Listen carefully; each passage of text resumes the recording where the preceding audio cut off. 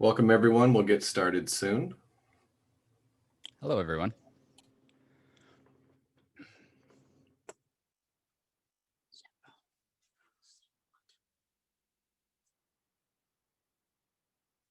Oh, yes. Look at the little floof. Can you grunt?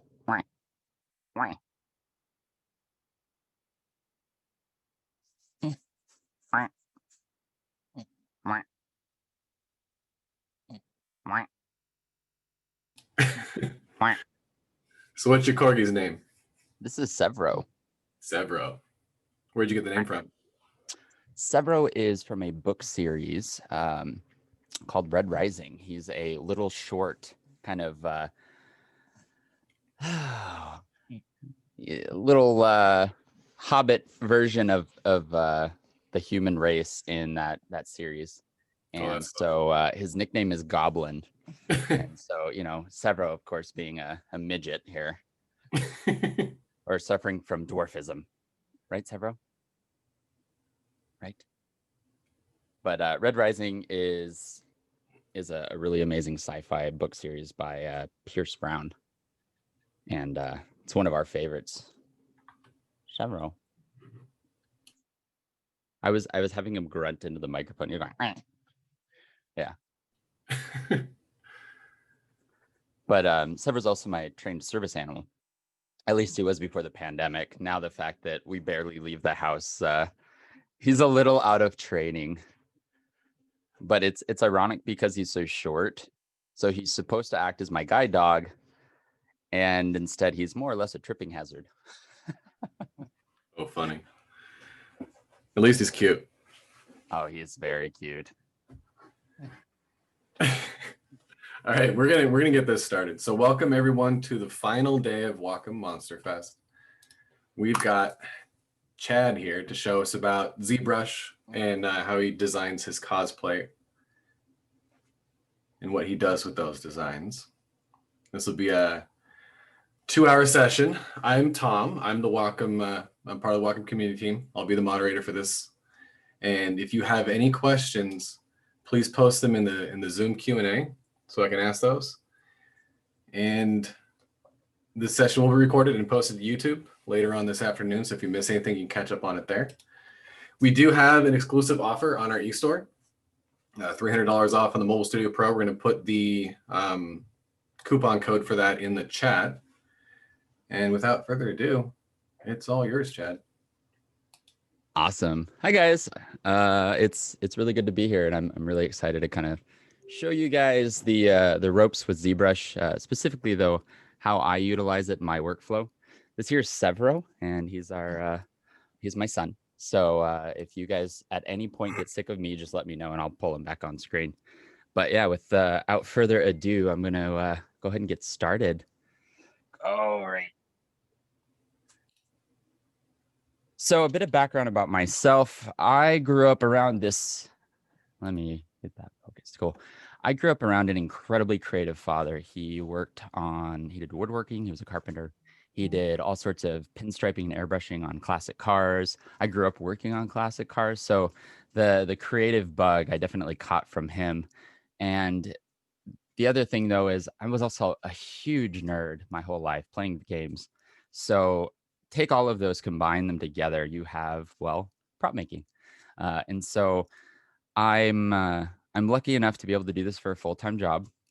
And so typically the extent of my job can span anywhere from just doing the actual like prototype design and 3D modeling, which is kind of what I'm going to show you guys today, to the actual finished production. I do a lot of work with game companies, companies like Sega and Capcom. We did a big project with Nexon last year, which is a Korean game company. They make a little game called Maple Story. So suffice to say, it's all incredibly fun, and it's also incredibly valuable as far as being able to design something in 3D and take that through 3D printing or CNC machining for a finished product. So if at any time throughout this session today, you guys have questions, please feel free to ask. I actually really would love to get you guys involved and take some of your input as far as the direction of the design goes. As far as what I'm going to be doing today, I want to sculpt a piece of armor. I want to show you guys some of the techniques to make kind of basic forms that you can then refine from there. And then later on today, I'm going to be uploading whatever we make today and make it available for you guys for free. So you'll just have to go to my website, and I'll put a link up top that you guys can get access to all those files. So without further ado, let's hop into ZBrush.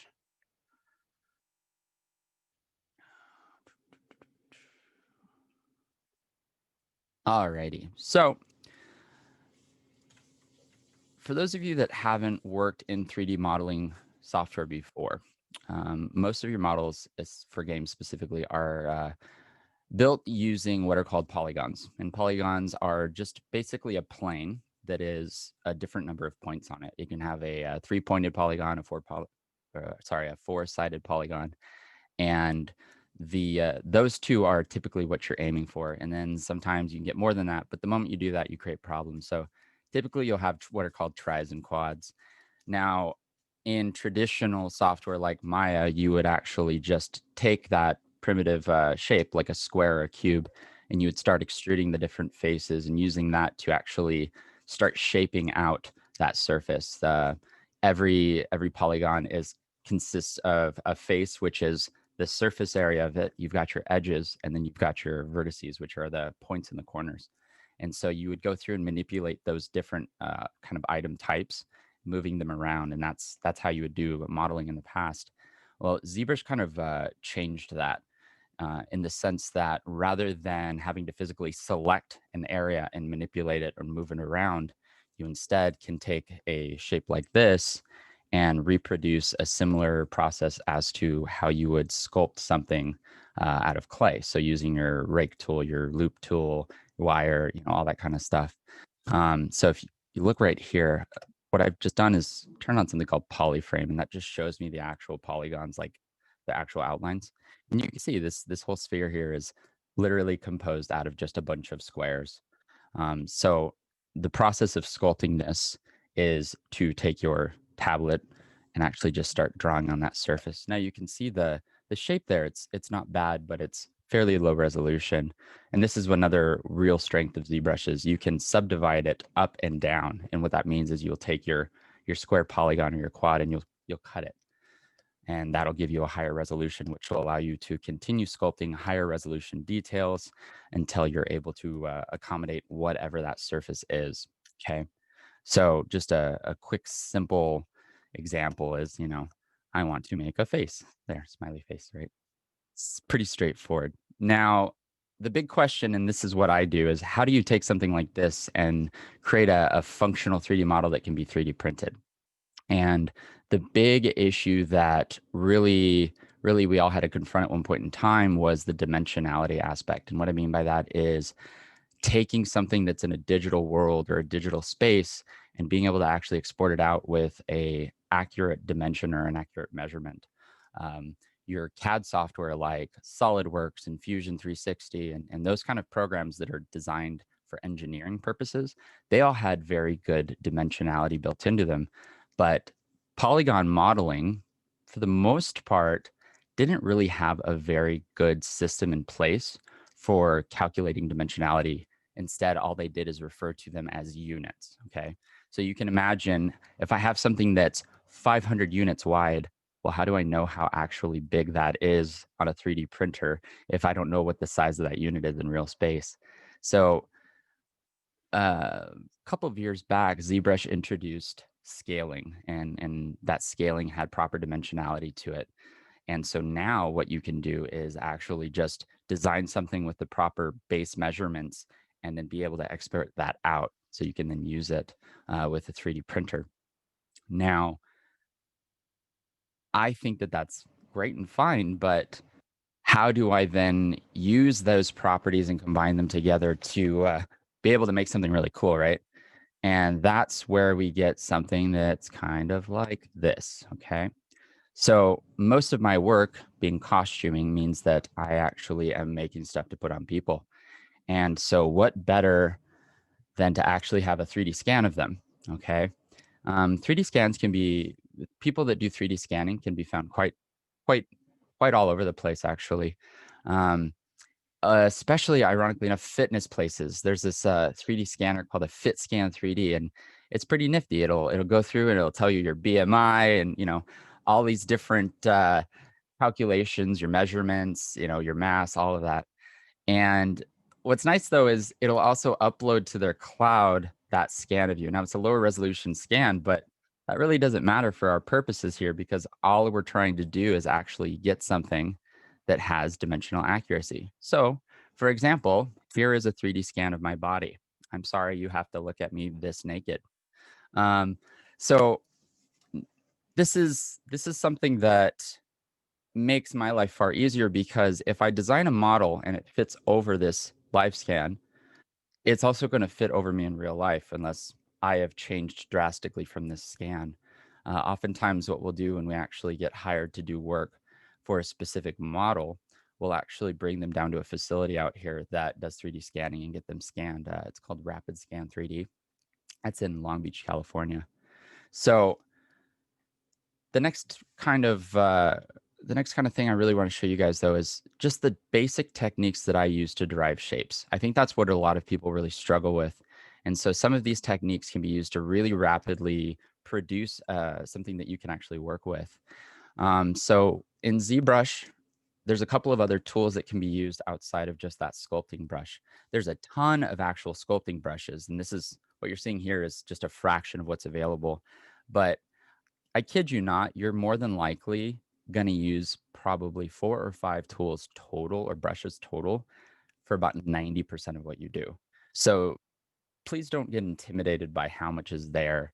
Really, this whole screen that you're seeing being shown, you're really only going to use a fraction of what's available. So the armor piece that I really want to start with today, we've been doing a lot of Death Knight stuff over the last couple of years, and I'm currently working on a project for the Make-A-Wish Foundation. I'm making a Lich King armor for a kid who survived a really bad cancer, and so we're gonna do some more of that stuff. All right.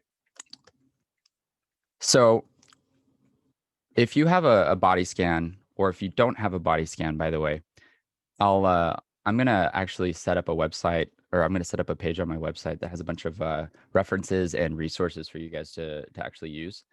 But I think it's makehuman.org. And what it'll do is actually allow you to take your different body parts measurements and actually input them. And it'll actually extrapolate that and derive an actual digital mannequin that's pretty close to those measurements. So you really don't have to go get a life scan. It's not necessary, although it is pretty nice to have.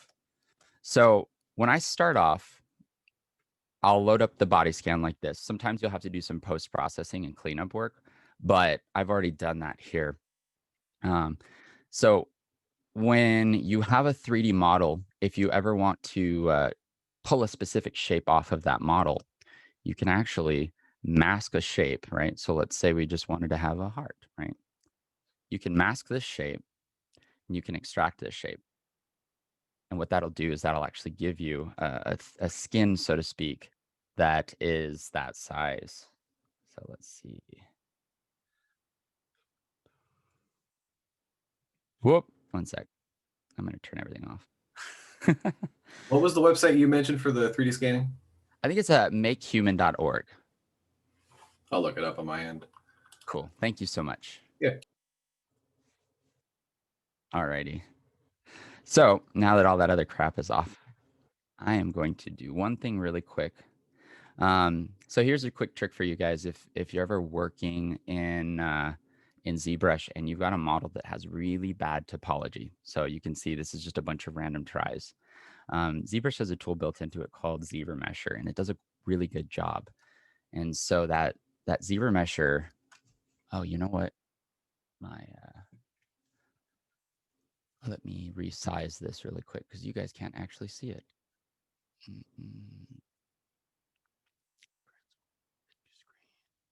Also, hi, Stella. Cool. All right. So on the right side of your screen, underneath your geometry tab, is ZRemesher. That's right here.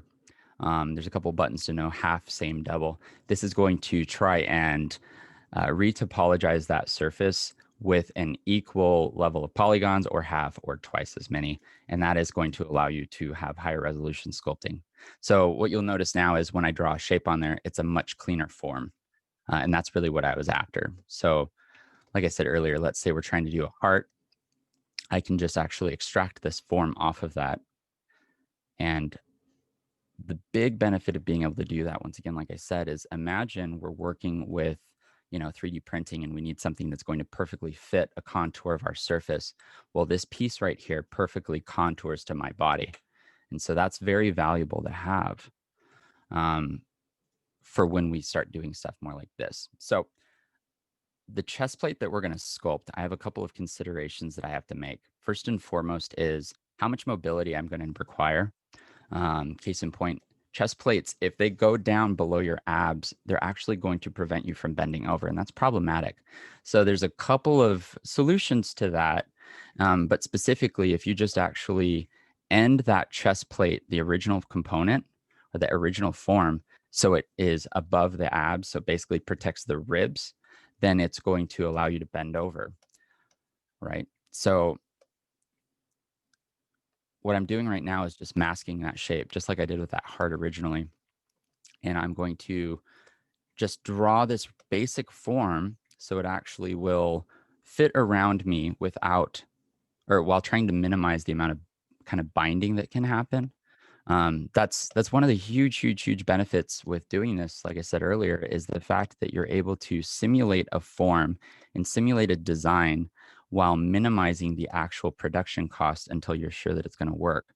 Because nothing sucks more than 3D printing something large and then coming to find out that it's the wrong shape. So you can see I'm just going to keep going through and getting this actual rough form designed. Now, when I design armor, like a whole suit of it, I'll actually go through and I'll get this basic form figured out for all the different components, So let's say I'm going to have a shoulder pad. Let's say I'm going to have a helmet. Let's say I'm going to have greaves.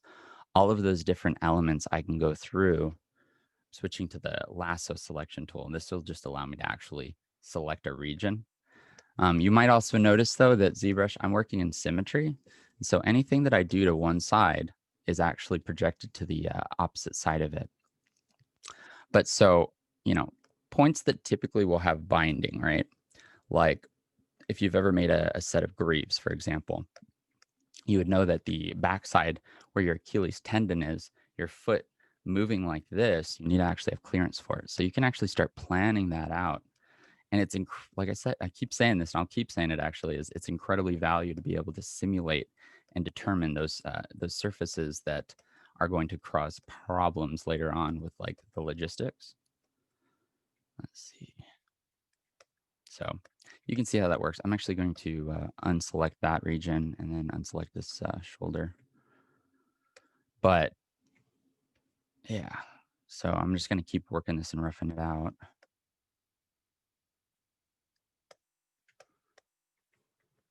How many people in here right now are interested in cosplay, by the way?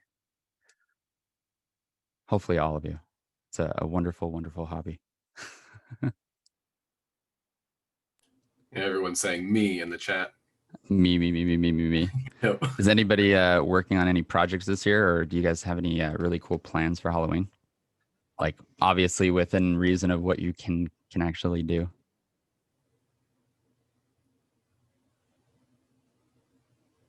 Hey Chris, how's it going, man? Oh, hey John. Oh, cool. You found the website. Yeah, that website's awesome. Practicing on your resin printer now. Oh man, yeah, I saw that you picked up the Elegoo Mars. So I know we're talking about ZBrush today and some of the techniques used for making the model, but I also would be totally open to any questions that people might have about the 3D printing process as well.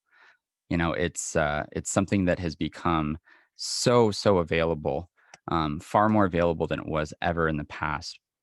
And so because of that, it actually makes working and learning 3D modeling far better. I was talking to a friend of mine who knows I do cosplay and stuff.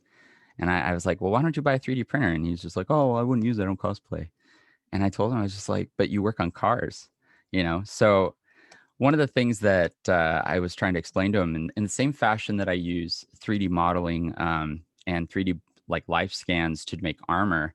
Imagine this, you can go to that same facility I mentioned earlier, Rapid Scan, and you could actually have them scan, let's say, like the dashboard on your car, or like some different component in your engine bay, and you could actually then import that into software like ZBrush or Fusion or whatever, and actually use that as a foundation to create like a casing or a shell or some sort of subcomponent or bracket.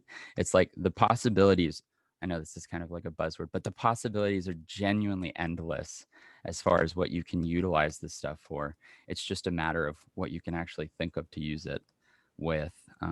And that's something that just, I think, is so absolutely incredibly exciting. All right, so you can see I've roughed out a shape for my chest plate here, right? And so with literally just a simple click, what I can now do is extract that form. And I've now actually got a sculptable, basic, primitive form that fits me. Let me go ahead and turn on double-sided mapping. Display and double, boom. So you can see the inside of that. And having the ability to go through and rapidly prototype these forms is just, it's pretty great. Because the other thing is, let's say you're working with a client or something, you can go through and actually show them prototypes or just mock-ups, and get their input as to like what they want changed or want modified. And that's something that doesn't cost you money. So if you're trying to do this for a living, you can imagine that having the ability to save costs like that is very beneficial.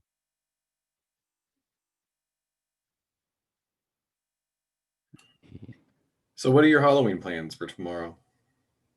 My Halloween plans, I am going to go to my my fiance's mom's house, and we're gonna watch scary movies on her big projector screen.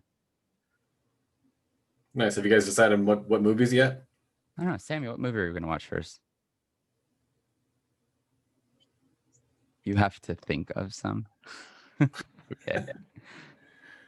She's indecisive until the moment is there, and she's like, let's watch Well, if I may suggest, I'd say watch Scare Me. Scare Me. Have you seen Scare Me? Okay. It's on So Shudder. so Sammy is a huge horror fan. I like making the monsters. She likes watching the movies. Yeah, Scare Me is a good one. It's just two people stuck in a cabin telling each other ghost stories, but yeah, there's a twist. It's awesome. What about you? What are your plans? Mine, we might watch Rocky Horror tomorrow. Oh, nice. That's a tradition for us. Yeah. Did you actually do any were you a cast member for Rocky ever? No, no, they do. Gotcha. They show it live, I think, every weekend here in Portland. Yeah. They used to at the Clinton Street Theater. Yeah. I was always too afraid to go because they bring the noobs up on stage and Yeah, I remember when I lost my virginity on stage. That was fun. could never get Oh myself to man. do that. No? Jeez. No. It's definitely an experience, that's for certain.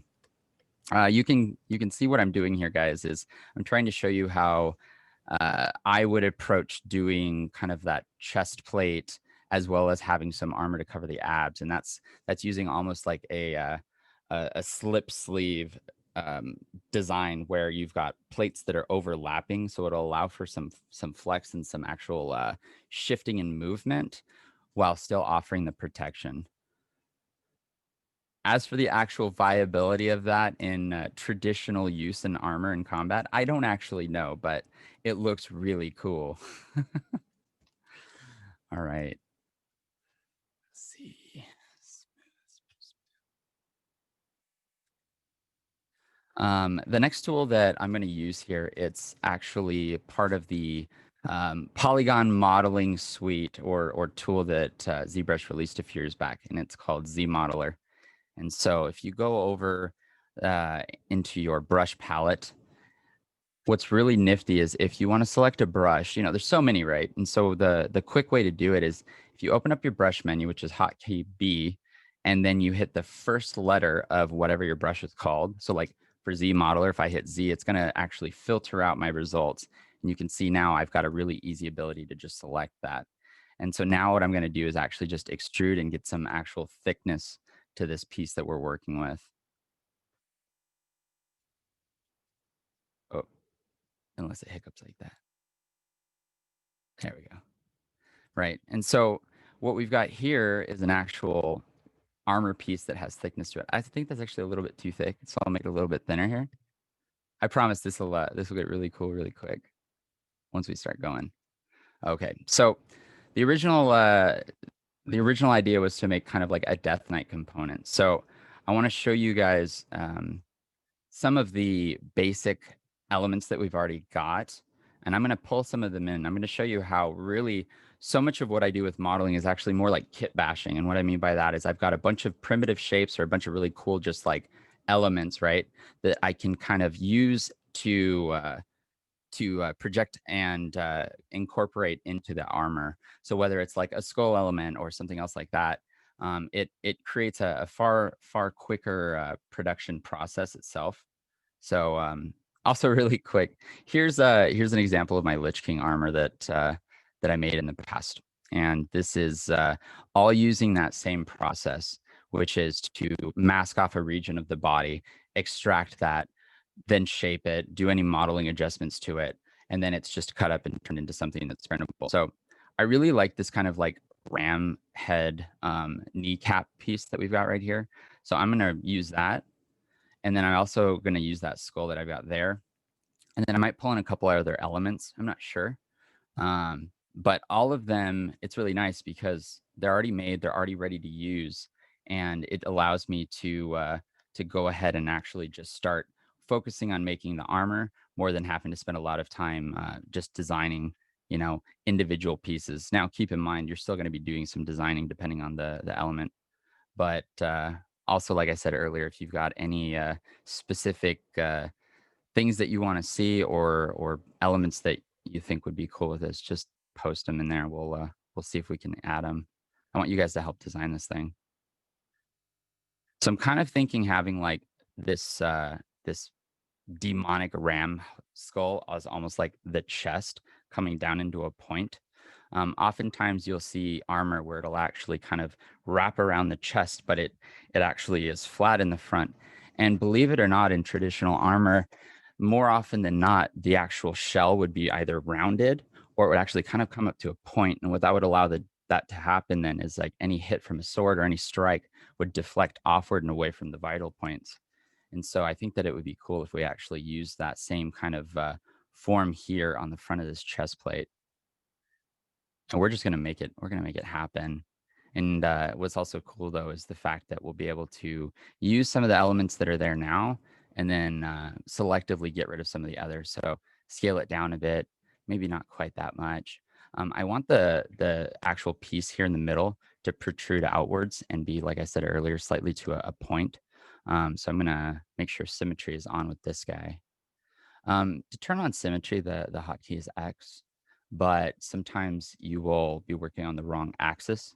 And so if you need to swap the axis, if you go over here to, not stroke, sorry, to transform, you can see your symmetry selection is right here.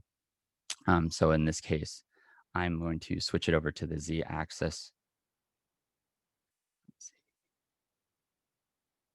Now, you can see also that this model here is very low polygon, and that's going to be problematic.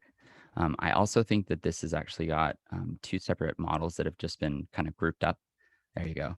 And so all I did is separate them. ZBrush will allow you to combine models while not having to actually merge the vertices. And so you need to make sure that if you're 3D printing something, it's not an assembly. I think that's what you'd call it, would be an assembly in this situation. Can I talk a little bit about the difference between hard and soft material modeling and how best to achieve either look? So by hard and soft material modeling, I'm assuming you're referring to hard surface modeling versus organic modeling. So when you're referring to hard surface modeling, that's referring to anything that's kind of a 2.5D shape, anything that is essentially a vector or an outline that is then just extruded outwards, that has a very linear form to it. There's no major complex curvature, so to speak. So that is what you would call your hard surface modeling. A good example would be like a robotic design. Any of your Transformers characters, that's all hard surface. any of your cars. Oftentimes that's hard surface, pretty much guns, anything like that, really. That's actually that's what is so nice about ZBrush is it is very efficient at utilizing both modeling process, especially with the implementation of that Z modeler, like I was talking about earlier. But the fact is, you can take something that's hard surface, very linear in form, like a robot, and then with ZBrush, since you can sculpt and smooth stuff out, imagine being able to take that component. Imagine taking a robot, for example. Um, like here, let me actually just do it on my form. So let's say you've got a form that's very planar. Okay. So I'm going to flatten the surface out and kind of just use that to allude to what we're referring to, right? So you've got something that is very polished. There's no real major actual rounded forms to it. Okay. And taking that form and then actually being able to cut into it and have a relief that then has some organic element to it. You know what I mean? And then have like, whether it's like the skeletal system underneath or even just like a human form, or imagine having like, a Gundam that has this big section taken out of it. And then you can actually go through and sculpt, any sort of organic element, whether it's the pilot, or let's say if you had, here's a good one. If any of you guys have seen Evangelion, at one point, the Evas, they almost have this this organic kind of design where the mouth will actually open up and it looks like he's got the kind of sinew that's stretching, and it's very visceral. And so having the ability to go through and sculpt and take areas off and add them, a good example as well would be if we wanted to have that robotic form, right? And then we wanted to add some sort of like infestation effect, like if you had like an infested marine, for example, from StarCraft, you could go through with the same masking tool and that same process I showed you earlier, and pull some of these shapes off of there, stretch and manipulate them. You can have them hanging, like let's say you have a wing that's torn, for creature modeling, being able to like, let's add one. Oh, that's way too much. No, it's 0.1. Better? Nope, still too much. 0.01.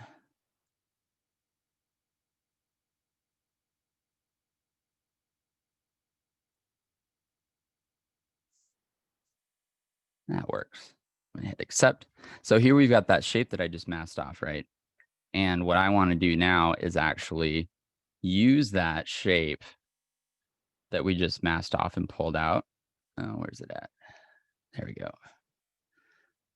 And I'm going to show you what I was talking about as far as like being able to make like sinew and stuff. Flip to parts, boom.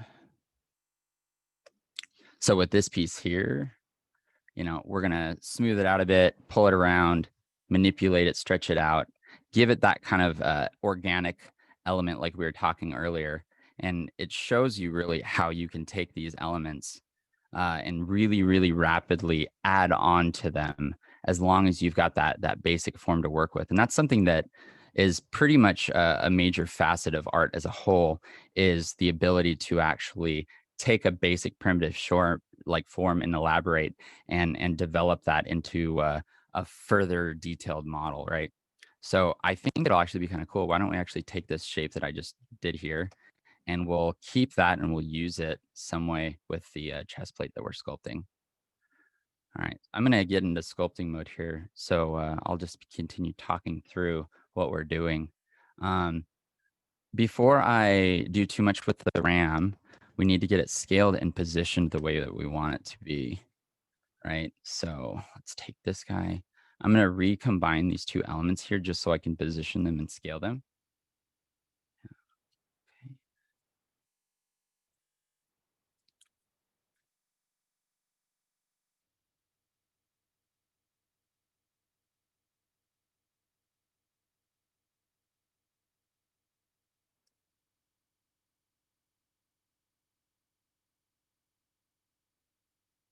Also, I see you, Greg. I miss you, buddy.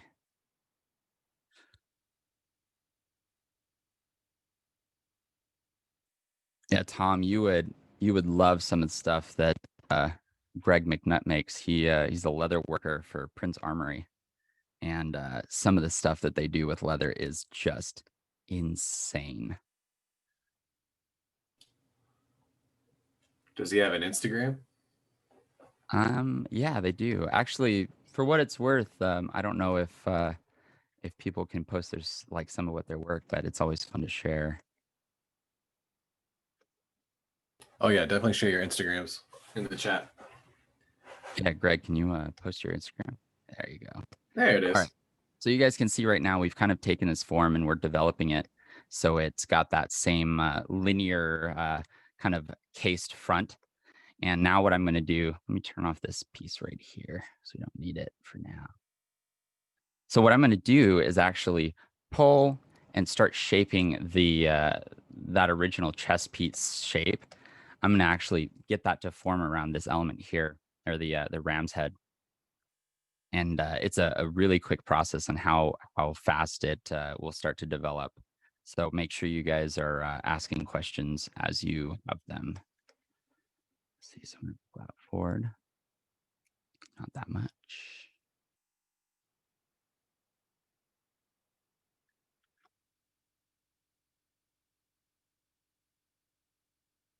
Yeah, we've got a bunch of incredible crafters in here right now.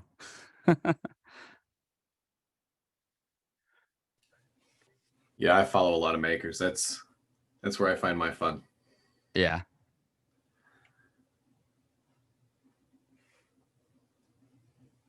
Alrighty, cool. So this is there. And so there's one tool that I really want you guys to see, and it's called backface masking. So one of the things that happens a lot of times in ZBrush, and I'll show it to you, is if you've got something that's got a thin skin, such as this chest plate right here, there's not a whole lot of thickness to it, right? If I start sculpting on this, imagine this. So this red circle, this is my actual brush size, okay? Now, ZBrush uses pressure sensitivity. It'll take that into account. So like on any of your Wacom tablets, they typically have pressure sensitivity.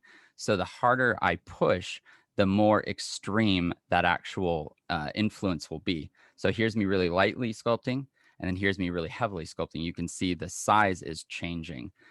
You can have the pressure sensitivity affect size as well as, or you can have it affect the width.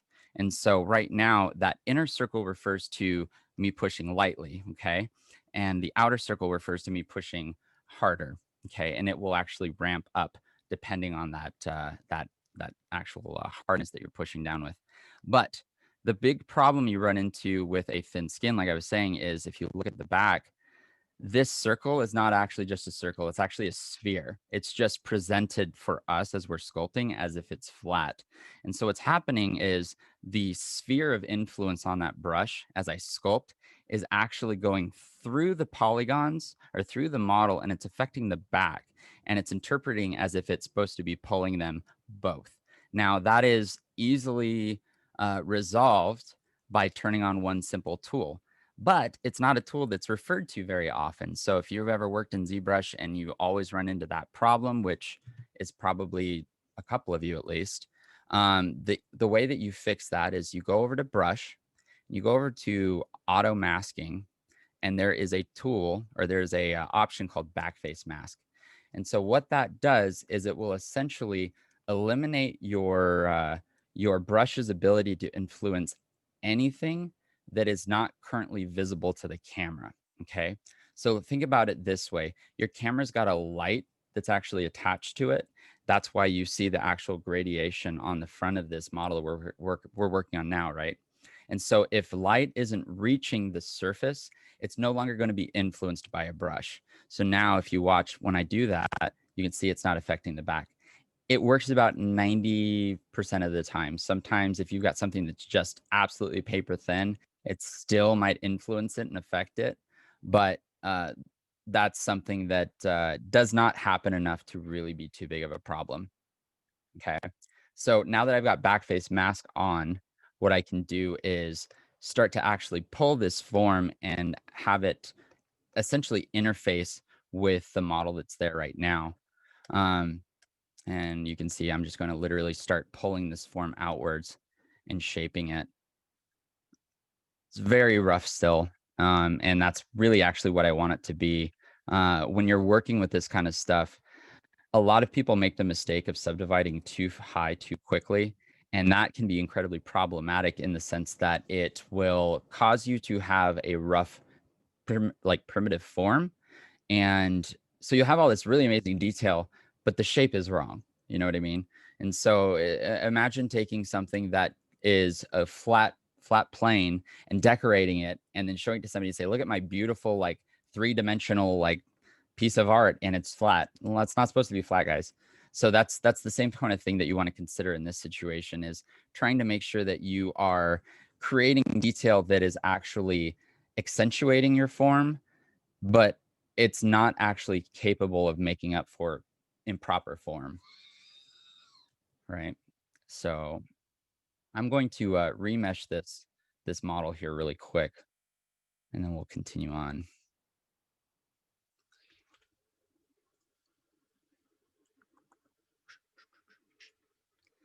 One thing that you might notice when you do remeshing, though, is it has a tendency to mute a little bit of the detail on there.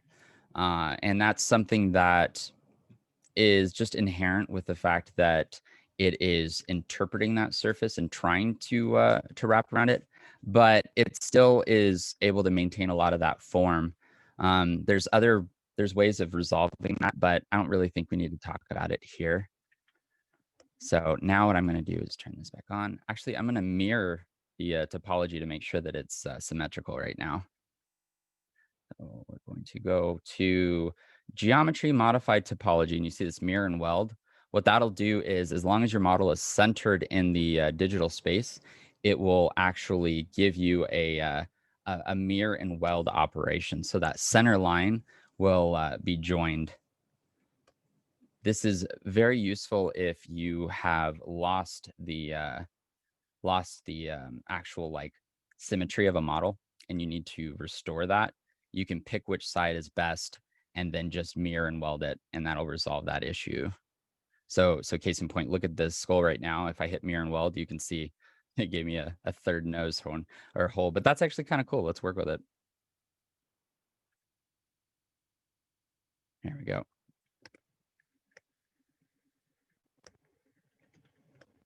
I actually like how that turned out. It's kind of nifty. So now that this has slightly topology, I'm going to kind of just adjust the form a little bit more. If you want to quickly make a selection, if you hold down Alt and you just tap on a model, it'll switch that to your active subtool. And that's really convenient for being able to just increase the speed of your work. Because sometimes you'll have like a model or an actual ZBrush folder that's got hundreds and hundreds of models in it. It's very confusing. In recent years, they finally introduced folders and groupings in your like layer palette. So for the longest time in ZBrush, when you would work in a layer palette like this, you would not be able to make groupings, and that could be collapsed. So you can imagine just how many models would be listed as layers that were not easily selectable. Let's see. I'm going to probably do another mirror and weld. Let's do that again.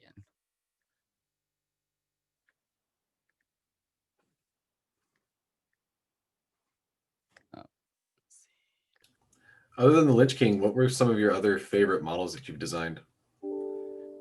Let's see. Last year we did Velkhana for Monster Hunter World, or yeah, what is it, Monster Hunter World? And that costume had all sorts of really intricate ice sculptures and ice features, and so the ability to go through and design that and just create that crystalline structure was really a lot of fun. And then I think my favorite thing to model, though, I mean, was a couple of years back when we did Uther Lightbringer, actually. Here.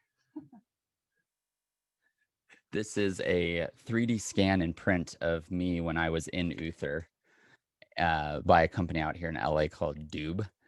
and they actually put me in their high-res scanning like photogrammetry booth, and so that's actually me. Oh, that's rad. So that was a really fun one. You know, Uther is a character that in the WoW universe is just he's everybody feels bad for him because you know he was the bad guy's teacher, and then of course the Lich King fell from grace. So as you can imagine, like it's such a character that for me it's like, oh man, this poor guy. I felt really bad for him, but I really wanted to bring him back to life. That's how we kind of designed that character because that was a custom version. Let's see. All right. So I got this. This is finally where I want it to be. So now I'm going to actually start pulling this to interface it into the chest plate. And I'm going to have it so it's almost as if it's like a gradual fall off into the forms themselves, right? With that backface masking tool, you have to turn it on individually with each different brush. So if you, what was that? Go ahead and switch back up so we can see it. Oh, yeah. So with like I was saying, with the backface masking tool, that's the one to prevent you from actually interfering with polygons in the back. The easiest thing is to actually create a custom UI, which is quite easy. You just go down here to config and you can hit enable customize. And what this will allow you to do is if you hold Control and Alt, you can just pull any of the different options or tools and drop them on your actual interface. This is the default interface, the way it is when you guys first get it. I didn't want you guys to be all confused by my my wonky design. But so I'm going to hold Alt and I'm going to hold Control. And you can see I can just drag and drop this up here. Now what I can do is if I just need to quickly turn that on or off, I can do so. And that makes it convenient.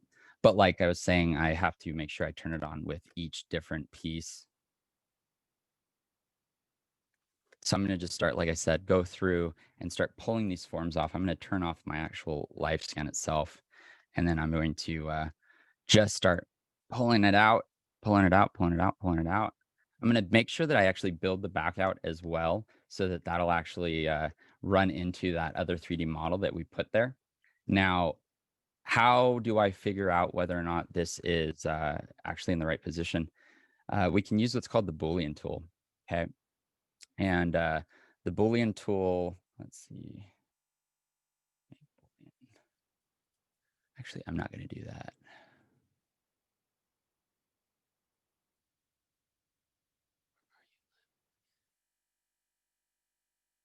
One sec. Autosave. Catch a bunch. Did they paint it too? Awesome models. Can I swap back to Zbrush screen? Oh yeah, thanks. Thank you, Greg. The Obi-Wan of WoW. That is a really good way of putting Uther. He is kind of like Obi-Wan Kenobi. All right, so pull it out, pull it out, pull it out. Boom, boom, boom, boom.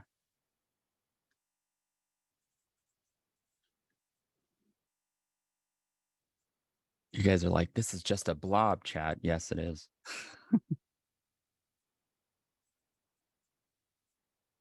Yes, it is. So I'm going to pull it out far enough where it actually will come through that model that we added. And then when it's done that, I'm actually going to just push it back slightly. Because when I go to 3D print this, and this is something that you guys need to keep in mind is how do you make sure that you're designing your model where you're taking into consideration how you're going to assemble it later on when you're ready to print it, okay? So if I were to have a chest plate, I'm not going to print this in one piece. I'm going to print it in several different pieces. Now, if something is organic or something has really high fidelity to it, I'm going to probably want to print it on like a resin printer. That's the only way to be able to maintain all of that detail. And so what you can do is actually have it. So you would have, for example, this piece right here could be printed as its own component, which would then glue onto like that lower resolution back chest plate. These are all of the considerations that go into making the models that I'm doing. And it's constantly, it's just like, I want to make sure whatever I'm modeling or whatever we're printing and making is also wearable. Thus the other benefit when it comes to like simulation and all that. So now what I can do is, what was that, Tom? Do you print all your own stuff? I do. Yeah. What Yeah. printer? We have several printers. So I have a Raise 3D. and that's a large format printer. It's right around 15-inch by 15-inch by, I want to say 18 inches tall, maybe a little higher. And then though, when we did Lich King, we really wanted to test out some of the newer budget printers. So we bought two of those Creality CR10s, which is like a $250 FDM printer, which is like a foot by a foot. And I think that one's about 15 inches high. And the results that you got, that you're able to really achieve with that, is incredible. Here, let me go ahead and show that's you bigger than my guys. Ultimaker. Yeah, but you know what? There is also definitely the consideration to make. The one thing with the budget printers, guys, is the fact you're gonna have to tinker with them and calibrate them. Other printers, whether it's like the Raise 3D or your Ultimaker, for example, they are so reliable. They're meant to do one thing and they do it very well. They're designed to work with, XYZ filament, but you pretty much don't go outside of that comfort zone. And so what instead you're buying reliability. Keep in mind there's upgrades that you can do on like the CR10, for example, which will just turn that machine into something that is just as reliable. Things like bed probes, for example.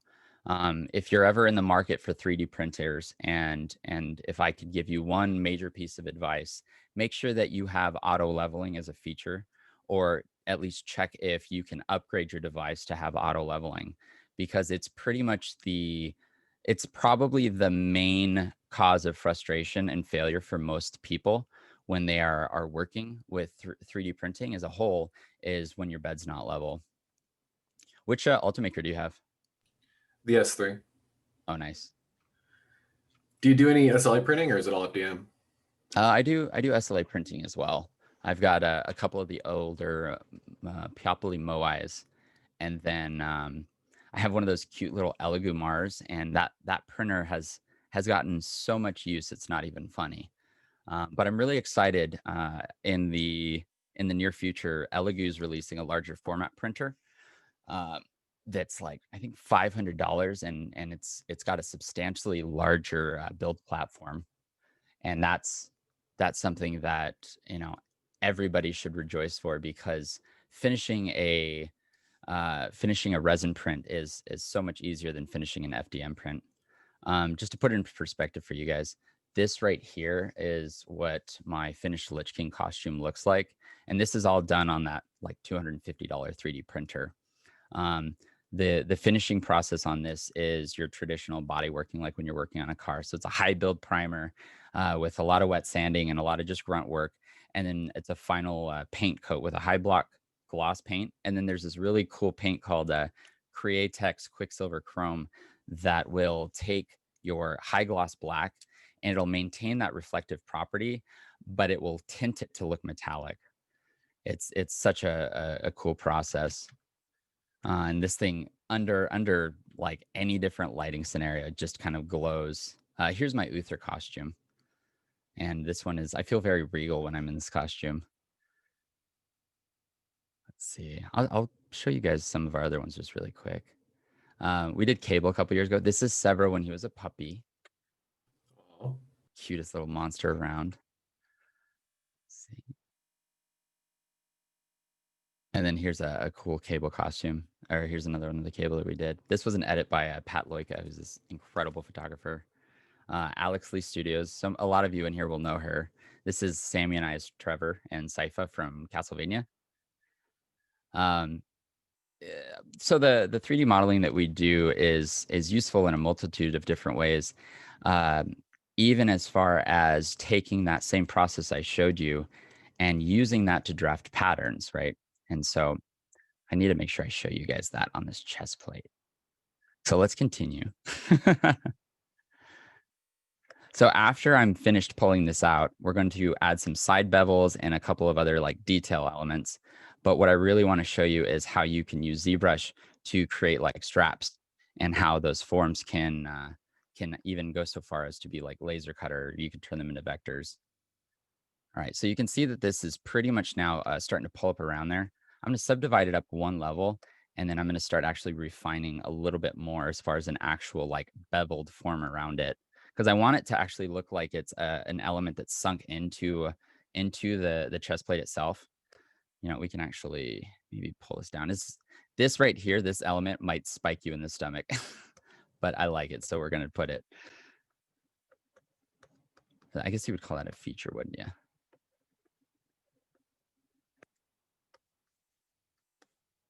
And then the other thing I need to make sure I do is actually build this shape up to also connect with that inside. Something that I might actually consider doing here is actually creating a second piece that would slot in here. So imagine the way that this is right now. I could create a cover that could go there and then have this slightly hollowed out down here, and then actually use this as storage for like electronics. That's something that is also kind of a consideration that I'm always making when I'm designing these costumes, because so many of them have light elements in there. It's like, okay, where are the batteries going to go? Where are the you know, wires going to feed through? If you needed to add, let's say, holes for you to feed LEDs through, it'll allow you to do that. And that's something that you'll be very glad that you considered later on down the road. So let's actually leave that opening down there in case we decide we want to do that later.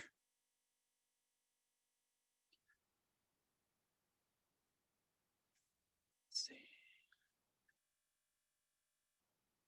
Is anybody confused or have any questions about what's going on here yet? Well, Jonathan wants to know if Uther was also made the same way as the Lich King with small scale printing. Uther was actually done almost completely on FDM printers. That was also done on a FlashForge Creator Pro. So the nice thing about having the larger printers nowadays available is the fact that you don't have to like slice up your model nearly as much. So it kind of facilitates being able to do a larger assembly, whereas like a single component versus having multiple elements there. But yeah, it's definitely something that is rapidly changing. Do you do much resin printing, Tom? Or do you do any? I had a form, I think the Oh, yeah. form 2, but I didn't like the cleanup. So Yeah.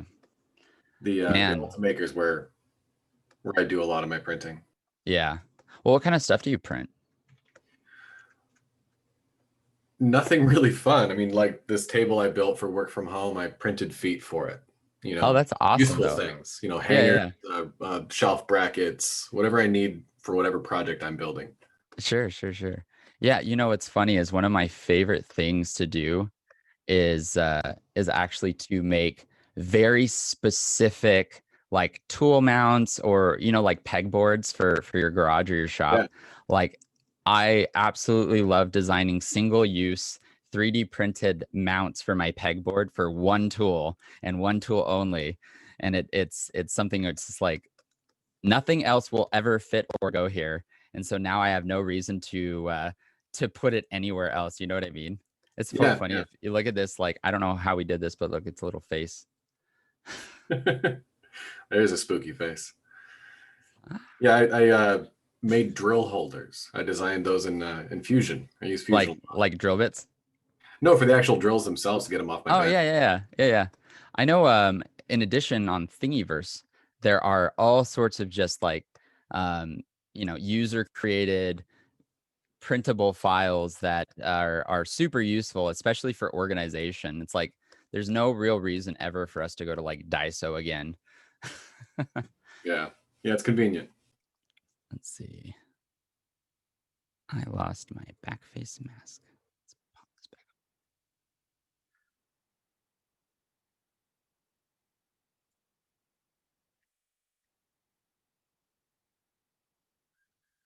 up. All right. So I'm adding the kind of like edge treatment that I want here. What I would typically do is go through and I would kind of give it a bevel or a kind of a peak just to fit the aesthetic. And so by roughing it out here, it's going to allow me to just visualize a bit better the kind of surface that this chest plate is going to start kind of turning into. Also, what's our time? We've got an hour left. So Okay, cool. Yeah. Well, things are gonna start kind of coming together a lot faster. Oh, cool.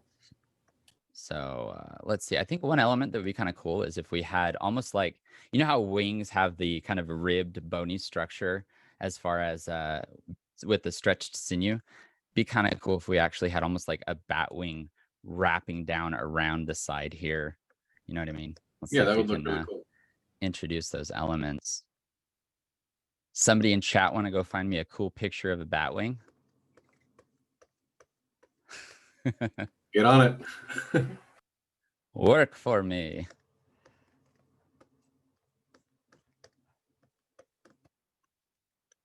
Let's see. You can see a lot of the time I actually kind of come in here and we'll actually smooth stuff out and then pull it out a little bit more and continue that process.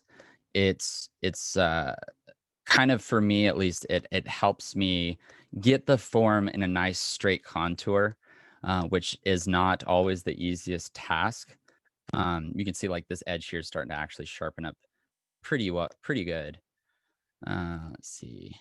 The tool that I'm using here, by the way, there's the original tool that everybody used was called the standard tool, and it pretty much is just kind of like a lump almost. You can see it's very round and smooth. Now, if you want to increase the intensity or the actual influence that brush has, or the strength, up here is a slider called Z intensity. You can also just hit right click and that'll pop up as well, and that'll change how much of a strength that brush will have. So the other tool that I was using was called the clay buildup. Now, when you're working with a traditional sculpt, you'll oftentimes actually pull off little tubes of clay, or at least I do, and then I use them to build up a form that I then smooth out. And so I find the actual clay buildup tool to mimic that application process of clay far more than it would if I was doing the standard tool. So that's really what I'm trying to do, is I'm trying to utilize the familiarity I have with like traditional sculpting by incorporating that familiarity with the tools I'm using in ZBrush.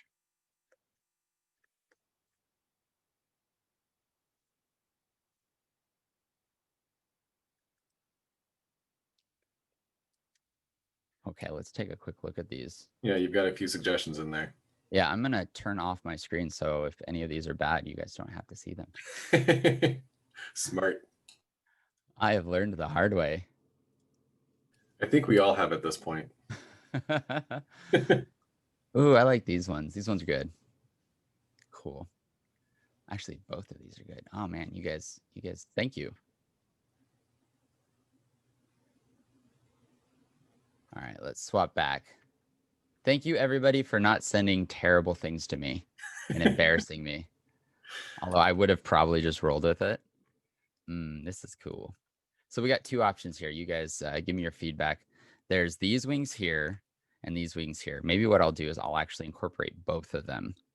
Let me show you guys a little piece of software that I absolutely adore, and it is called Pure Ref. And Pure Ref, it is used for creating reference boards. And so if you you open it up, you can just literally drag and drop your images in there, and it will actually composite them and allow you to just create these like reference boards that is easily accessible, right? Like that's super nifty. You can zoom in, you can actually isolate, you can create like subgroupings, and it's also free. So if you guys just check out Pure Ref, it's very useful. Let's see. In addition, I am going to save these still.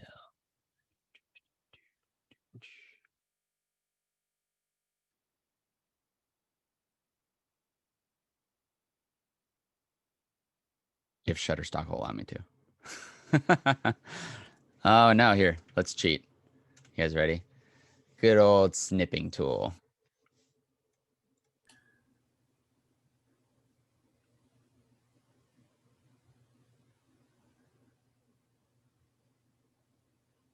All right, now what I'm going to do is I'm going to actually pull these into ZBrush, and it's pretty easy to use.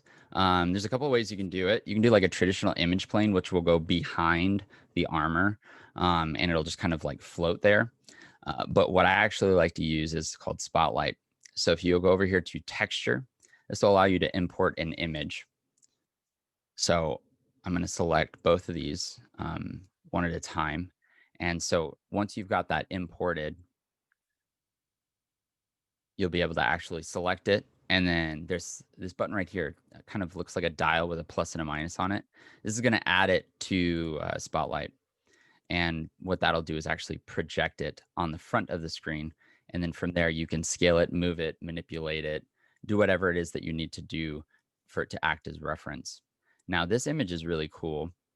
And so what I kind of want to do is move this this chest plate around a little bit and see where this wing might fit. Now you can see at this kind of angle here, we might actually be able to get it in there to wrap up and around, but I'm not sure it'll fit quite well. Why not do both and put one set around the chest area and the other at the bottom piece of the chest plate? Are you talking about both different or both wings? I think for this sake of time, we'll go ahead and just quickly rough out one so you guys can see it. I'm actually gonna take these other wings in here and we're gonna look at those too. I kind of like these ones since they're, I think they might fit right around here. You know what I mean? Something like that. And we'll actually manipulate the chest. And then maybe we can actually add the top claw, the hook claw, to come up around the top of that element up there, right? So I'm going to actually turn this transparency down a bit. And then I'm going to actually start deforming the chest plate itself a bit more. So let's see, maybe like right there. And I'll have this arm actually swing up and wrap over the shoulders. This is gonna be a cool chest plate, actually.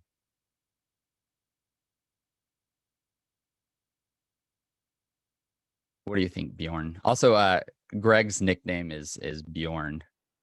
That's his Viking name. That's the leathersmith guy who's my buddy. Do you have a Viking name?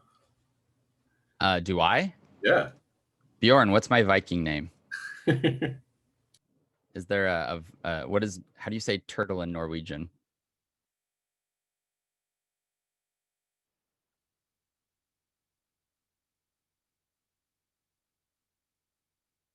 Way to put him on the spot.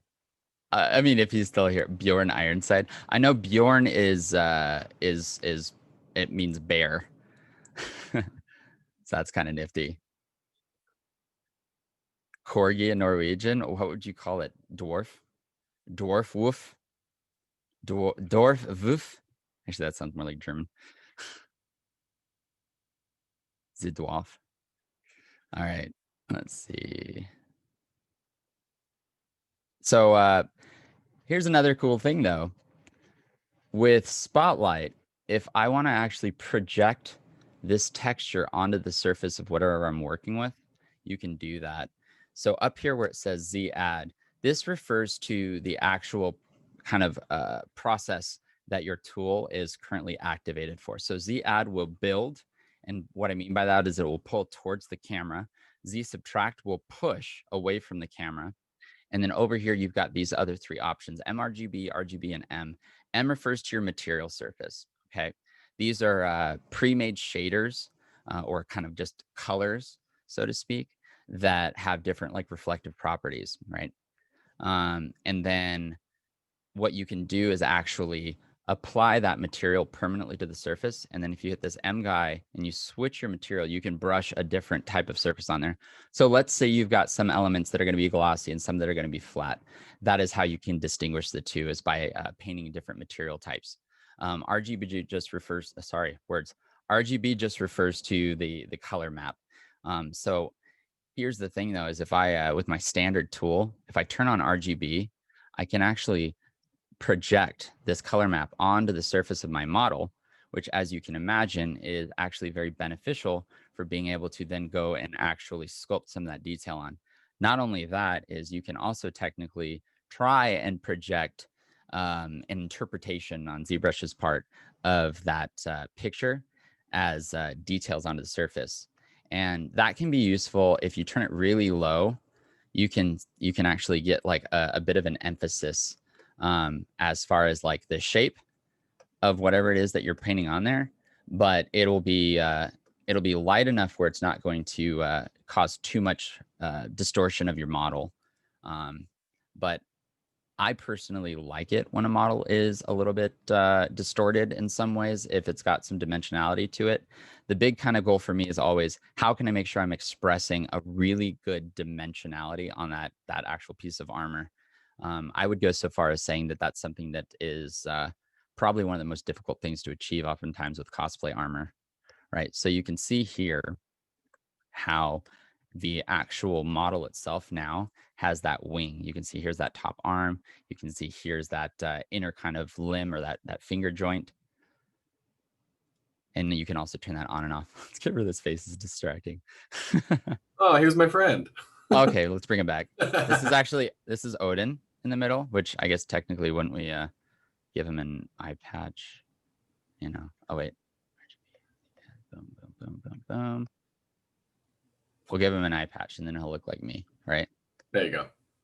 There you go. There's Odin. Odin. Now we need Hugin and Moonin. All right. So the wing, let's turn that back on. Now, when you're working with color maps, sometimes the material won't really express it very well. You know, this is an example. You can see there was actually some distortion on that wing when I projected it. And that's because it's being projected without taking into consideration any slope on that topology. So you can see this is actually really nice shape here and a really nice actual color projection. But the moment you turn it, it looks all sort of funky. So that's okay though. We're going to just interpret what's what and then work from there. So without further ado, let's continue.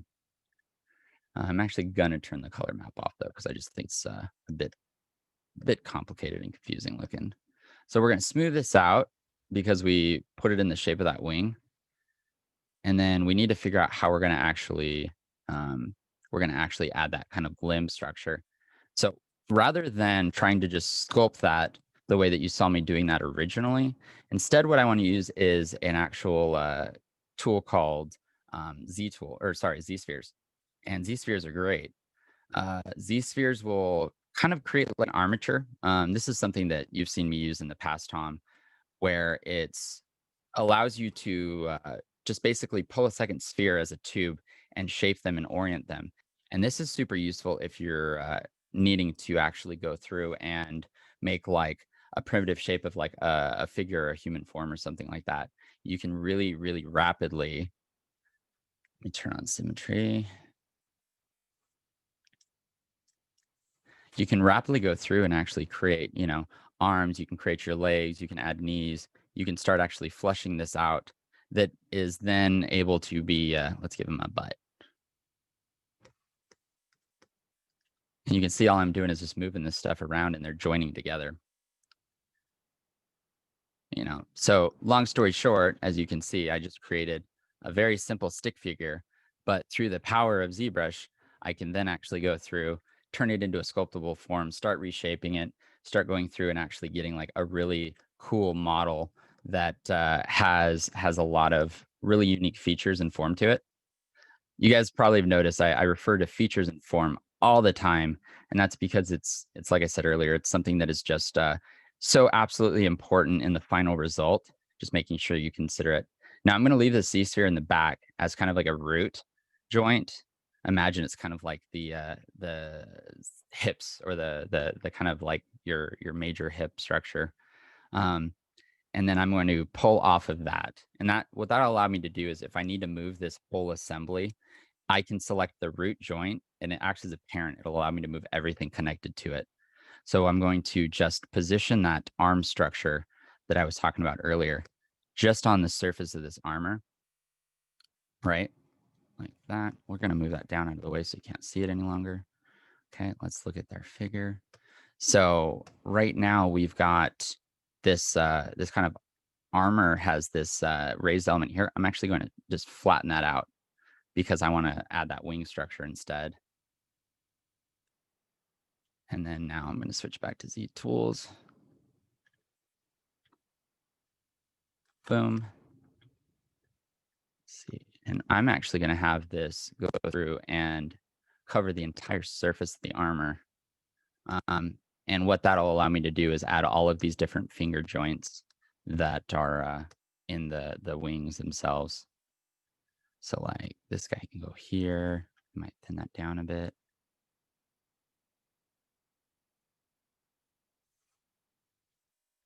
It's funny because I don't actually see a lot of digital artists using Z Tools nearly as much, or sorry, not Z Tools, but Z Spheres nearly as much as they used to.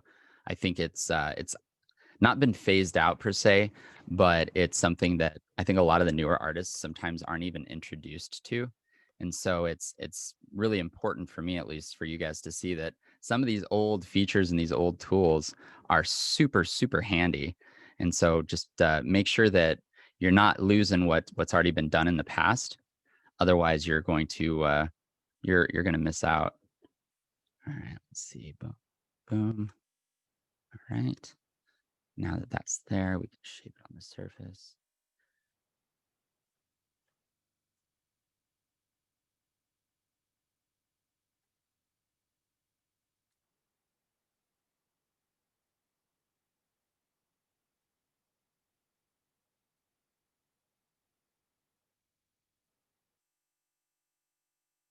Oh, yeah, have it almost like wrap around like a cage. That's going to be nifty.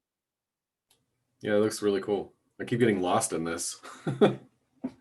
I told you, man, like it's the problem is like 2 hours. It's like only 2. Yeah. It's like, man, I'm just playing. Literally, I'm having fun. It's like, oh man. So just so you guys know, I'm gonna talk to you guys about some of the other stuff that I do, so you can find me if you're interested in watching more of this. I do Twitch streaming quite regularly, except for when I am currently under a big project, like an NDA project that I can't show you guys, which I absolutely, believe it or not, try to avoid taking on those jobs. It's really important for me to be able to show people what's going on, because I want you guys to be able to learn, as I'm working on stuff. And so when I'm doing something that I have to stay quiet about it. Whoa, thank you for the follow. I just got screamed at by my Twitch notifications. But yeah, so Twitch streaming happens pretty regularly, and it's going to be taking place even more. I'm going to be Twitch streaming pretty much the entire armor creation process for that Lich King Make-A-Wish project, and that's going to be a ton of fun, and you get to learn a tremendous amount of the different processes that I use, more so and more in depth than what I'm able to accomplish here in 2 hours. Let's see. So even now, just looking like a bunch of spheres, this already is something, though, that you guys can probably visualize quite well, as far as like it starting to look like wings, right? Now, I think what might be a fun thing is actually, maybe I'll actually print this out and finish it someday, and you guys can see what it looks like on me. That'd be kind of nifty. There we go. That looks pretty good, right? So we need to add the hook, though. Right? There we go. Yeah, that's cool. All right, so now that we've roughed out this form, I'm going to go ahead and actually hit A, and what that is a preview of your poly mesh or your model. You might hear models referred to as meshes pretty regularly, by the way. So, holy crap, that's so loud. Let's see. Thank you for the follows all the way, or by the way, guys. All right, so I just hit make polymesh 3D, and here is our result. You can see, though, it has that original root on it. That's not a problem, though, because we can just smooth that out. So I'm going to apply this now to my tool up here. So we're going to go insert, and then I'm going to append. And then the first thing I'm going to do is I'm going to actually just kind of smooth this out real quick. Actually, I'm gonna really quick, guys. I'm gonna save this and relaunch ZBrush so I have some of my pre-made tools. All right, sounds good. Thank you. Wacom chest plate.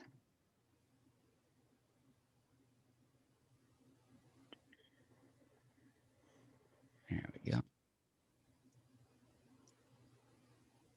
So, out of all the Halloween costumes you dressed up as, what was your favorite? My favorite Halloween costume that I ever did was probably when I did Henchman from the Venture Brothers. Oh, that's funny. Yeah, it was really fun. And I went super extra. The mask was like perfectly finished and all of that.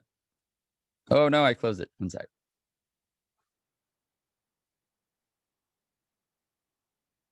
Hey Sammy, do you have a picture of the henchman costume that you can send me? Thank you. I love you.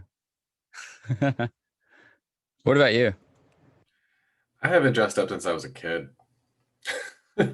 Oh no. Yep, You need to change that. I know. Not this year, obviously. Yeah, next year. Does anybody else have any really fun, exciting Halloween plans that they're getting ready for? Alrighty, cool. So now that this is open, you guys can see up top here, I've got a slightly more intricate looking user interface. This user interface is based off of a custom interface by a guy who makes mods for ZBrush or plugins for it called Ryan's Tools.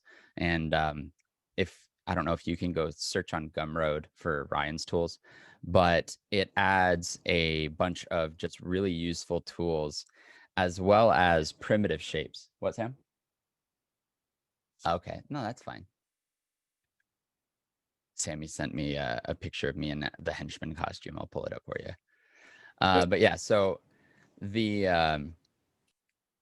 the UI itself, though, it's got a bunch of really cool features. So imagine, being able to just have all of your primitive shapes that are found down here in the corner. You can actually select them and pop them in there.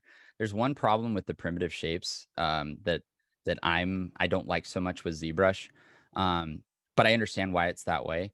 And it's that the primitive shapes are not actually models by default. They are kind of procedurally generated shapes. And so what that'll allow you to do is go through and actually tinker with them. You can add like a spin to the surface. You can increase or decrease the polygons before you even start sculpting it and modeling it. And that's really useful. It's just sometimes the poly mesh that you create from that isn't completely assembled. And what I mean by that is some of the vertices aren't always like merged together, or just getting an actual like cube that has no actual subdivisions or like additional polygons. If I want a cube, I want that cube to literally be, just like this guy here, which is literally it's only got the 6 sides to it. And so you can't actually spit out a 6-sided cube by default in ZBrush. So that's where having like Ryan's tools is so beneficial. So this wing structure we've got right here, I'm going to just go ahead and do that same Z remesh operation. I'm going to hit same, boom, and that's going to give me a really nice square polygon like topology. Topology just refers to like all the loops that are created through your polygons being aligned. So imagine if you were animating this, it's very important to make sure that you've got good topology on that model. Otherwise, what ends up happening is the model will deform improperly when you're trying to animate it. So that's why having quads is quite beneficial. It's because they can just compress and not get too distorted. All right, so there's that. So we've now got this wing structure. Does that look kind of like a wing, maybe ish? So let's actually create the kind of skin aesthetic that exists between these wings, right? And so all I'm doing is actually just flattening some of these surfaces and then pulling them in between. And you got to make sure that the actual like sinew or the flap of that wing, the skin of that wing, so to speak, is actually, I want it to kind of cave inwards. So we're going to pull this out and then we're actually going to push it back in, or leave it a little bit receding in the center area. Kind of like that. You know what I mean? There we go. Sammy always gives me flack because I say, you know what I mean, all the time. You know? Alrighty, that. So we've got this original structure down there, so good. We've got our wings there. You can go through and actually, do any of your kind of just like vein structure that you might want. But after we've got that kind of organicness of the wings figured out, I would still go through and actually encase it with that same edge beveling effect that we had earlier. Those are just supposed to kind of look like the vascular blood veins and vessels going through your through the bat's wings. Let's see. So I'm going to pull that original kind of edge beveling back out though. Or do I want that? Maybe not. Let's try it. Alrighty. Skilpada translates to shield toad. So is that my name? Skilpada. I would totally be a shield toad. That sounds cool. It's like Battletoads. You remember that game? Yeah. That's the best. Remember how frustrating it was too. What, Sam? What was wrong with Battletoads? But it's such a good game. Only like one of the hardest games ever too. You know what's actually one of the hardest games ever is the original Super Mario Brothers, the Japanese version. Holy moly. It was actually too difficult for the Americans. So the Nintendo actually made the game easier before it was distributed out here in the States. I don't know if I have that one. Don't know. You can find kind of like you can find it online sometimes. Yeah, emulators. Yeah. It's not on All Stars, is it? No, because that was. No, I don't know actually. I think All Stars didn't have like the lost levels or whatever. Yeah, which was the original Super Mario 2. Yeah. Super Mario 2 was called Doki Doki Panic. They just replaced the characters. Yeah. All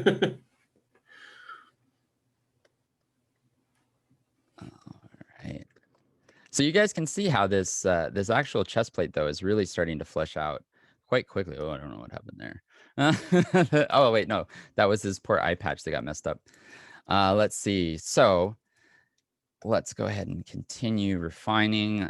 So far, guys, do you have any questions of what's going on here? Is it pretty you following along all right, or am I have I lost some of you? Let's see. I'm going to actually kind of define just some of the structure of the bones where the joints might be, and I'm just pulling this out of my head, kind of. Let's see. This does have that bit of that elbow, so let's actually add the elbow for this guy here. Let's see.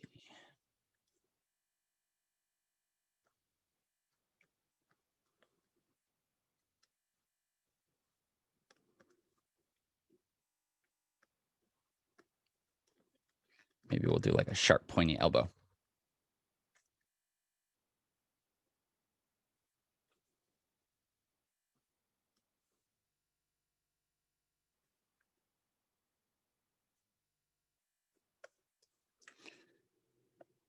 Now, one thing as well, whenever you guys are trying to do bones, one of the things that is kind of interesting about bones is they actually have a lot of really flat surfaces. And so oftentimes people, when they're trying to sculpt that form out for the bone structure, it's too round. It doesn't look real. It looks very much like a tube. And so do yourself a favor. One of my favorite brushes in ZBrush is actually, it's called Trim Dynamic. And so what Trim Dynamic does is the actual brush, this red circle, your brush indicator, it will try and create an average of the polygons that are closest to the camera as well as far as away from the camera, right? and it will determine where that medium is or that middle ground is, and it will try and push and pull both extremes inwards to be flat. And so you can see it gives you this really, really great polishing effect. And that is all going to be essentially perpendicular to the camera. So whatever angle I'm looking at this surface from with the camera, it's going to actually try and accomplish that that estimated middle, so to speak. But so what you'll see here, what I'm doing right here is I added those kind of joint structures, and then I'm just kind of flattening this out a bit. And what that's going to do is give me that nice kind of that nice form that is not quite so so just primitively round.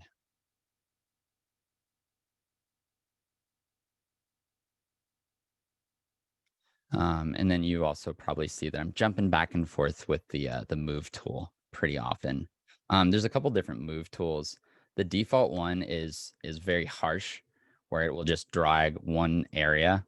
I actually really like what's called the move topological brush, and that one is affected by how many subdivisions there are, or how high resolution your model is.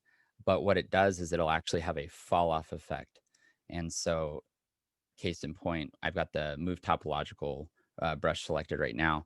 When I pull this, you can see it's actually going outwards and giving a gradual motion and movement on parts that are not directly being selected.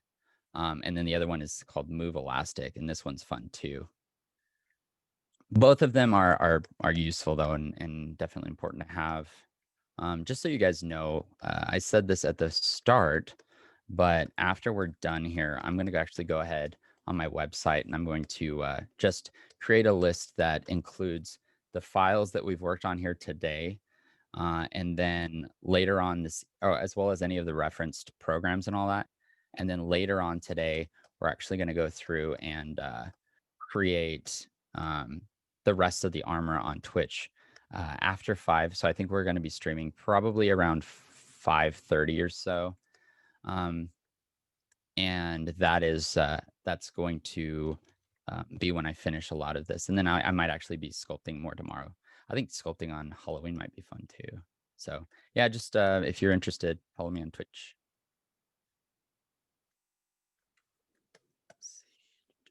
Is there any other main elements that you guys are interested in seeing me add to this armor?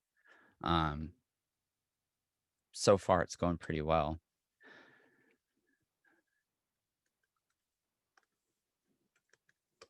I feel like this dude's nose is really fat.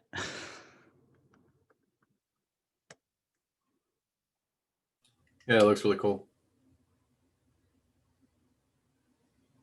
Hey man, if you want, I'll send you the file. You can print it on your Ultimaker. It'd be your Christmas costume. It's very much kind of like a Dracula chest plate. Let's see what this looks like on my chest form so far. I see, that's pretty cool, right? Yeah, I like that. Yeah, you like it? All right. Getting back to it. Sammy, what should we add? Give me an element. I want to show them shadow box really quick. Never mind. Add some veins. I did add veins, like the kind of like vascular surface. So here's another thing that's pretty cool, and it's another one of those tools that is not used nearly as often as I think it deserves to be used nowadays, and it's called shadow box. So you know, as kind of previously stated, one of the biggest struggles you run into whenever you are starting 3D modeling is how do you get the base shape to start with, right? Now you can start with these primitive shapes that you guys have seen, but the other way that you can do it is using what's called shadow box. And so that's what this is right here. So what you can see is we've got our planes that represent an X, a Y, and a Z axis, right? Can you turn that off, please? Love you. And so what I'm going to do is I'm going to turn on symmetry with X.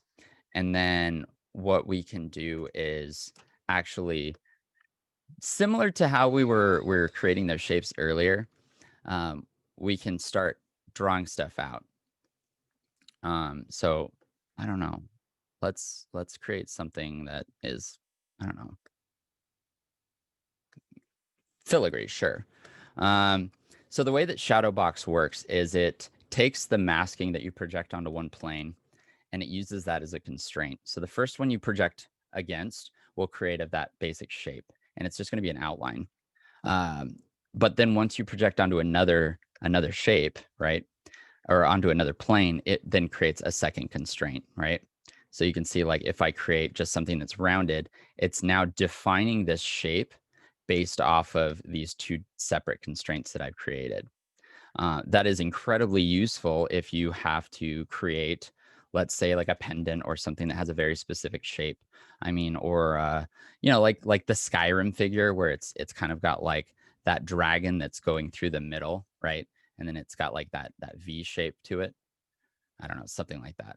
But suffice to say, this is a way to create that figure from the very start, or that form from the start, that can then once again be turned into a sculptable model that you can, just really, really, really have a much better opportunity of succeeding.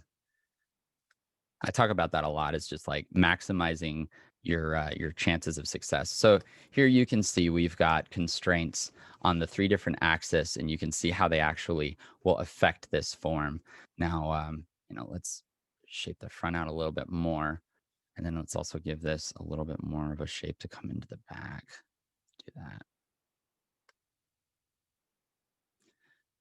And maybe what we'll do is add some holes.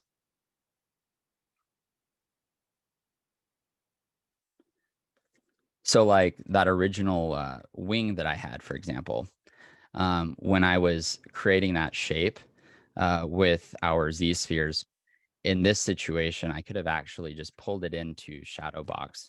You know what I mean? And I could have then just projected it and used that to actually create that wing shape, which then I could have pulled in and just manipulated it to rest around the surface of my chest plate that we're working on right now. Let's see. So case in point, and this will be pretty quick. Let's turn off that. So we got the wing.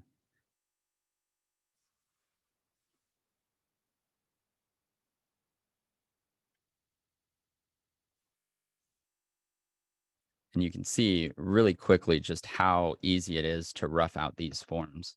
And that's something that, take into consideration.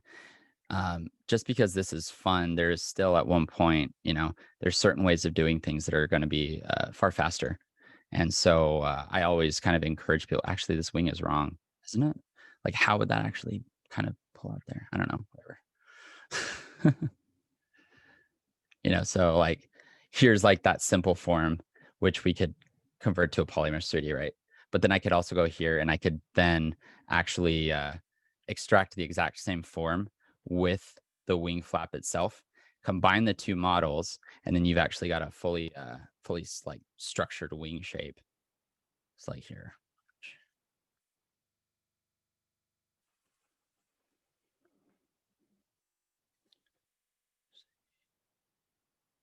So if I hit append and then that, I've now combined, and I use the exact same process and the exact same shadow box kind of model. But what I did is I actually converted them to a polymesh at 2 different times. But what's nifty about doing it in that fashion is it also creates something that has that's the same shape. And so combining these 2 models is far, far, far easier for me because I used the same actual piece that I had outlined. So you guys, hopefully you can kind of just understand how absolutely powerful being able to go through and very rapidly prototype, shape something, get the form developed, and then be able to take it to 3D print. It's something that is incredibly useful, whether it's for cosplay or just any of your hobbies. I know it's something that's super common with people that are using or doing like their own custom like D&D campaigns and figures and stuff too. It's a lot of fun. This is another thing you guys should see. So let's say you have these two pieces here, you still need to turn them into one model. And so you can use what's called a Boolean operation. And that's pretty easy. Top left corner, hit live Boolean, and then you should just hit this make Boolean mesh. It'll spit out something that's combined, and it's now one polygon that's now sculptable. You can see I can then actually go through and just start sculpting it and incorporating the different elements that we've got here and unitizing them together to kind of derive that final result that we're after. But yeah, so that's just another way to make your wing. Let's see. So let's see. What did you say you wanted, Sammy? Veins. We added the veins. We've got that shape there. I don't know. What do you guys think? Anything else you're interested in us adding to this guy? It's pretty close to being acceptable, if you ask me. Yeah, it looks pretty complete. Maybe what we can do is show you just really quickly, because we got about 20 minutes, right? Yeah. Alrighty. So here's the big question after you design a piece of armor, right? And that is, how do you wear that piece of armor? Now, something a lot of people are guilty of doing when it comes to cosplay is making all of their costume, making their props, getting them all finished and ready, and then going, okay, I need to add straps. Well, that's a terrible idea, guys, because wearing that costume is going to be very difficult if the straps don't work, if they fail. You spend so much time working on a costume. How can we ensure that the costume is actually going to be wearable and functional and comfortable, and that we can actually enjoy it? And so what I personally like to do is I design leather strap harnesses. You can use non-leather if you're interested in it. It's kind of the same process, but essentially doing a pattern is very easy in ZBrush. When you're working with 3D models for games, you will typically create your 3D model, and then you will create what's called a texture map. And the way that you do that is through what is called UV mapping. And so if you guys have ever seen like a paper kind of craft, like a figure where you fold it at these very specific angles and glue it together in these like specific spots, you can create like a dinosaur or something with it. That is pretty much what you're trying to accomplish with UVs. So you're creating you're unfolding your 3D model to be a texture map, and then you're coloring it in like Photoshop. Well, you can use that same unfolding process to actually create dimensionally accurate straps and whatnot. So what I will do is actually go through and plan out the strapping system on these kind of costumes, right? So typically, like, we'll have sometimes straps that are either a 3-point or a 4-point, but imagine coming like that, and then around your waist to attach to the side around here. And when this is done, like I said, what I'll actually do is this will be turned into vectors and we'll throw it on the laser cutter.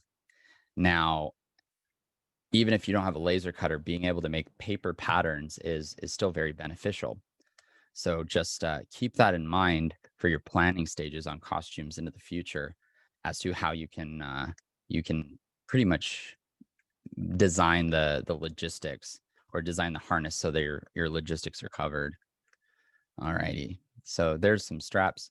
And then at this point, I'll go through and I'll actually remove, I'll kind of cut these like this, and these are going to be different straps, okay? And the reasoning for that is just because I want them to be separated automatically when I do that extraction process.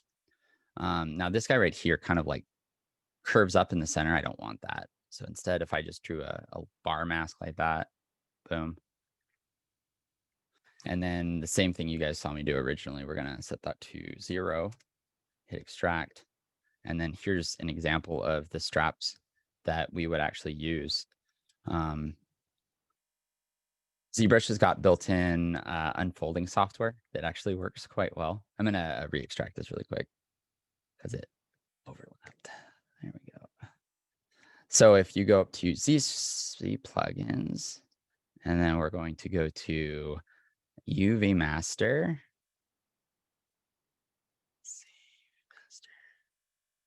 and you can hit unwrap, and that will, let's see, are you going to let me flatten it? You can see this is my flattened UV map, right?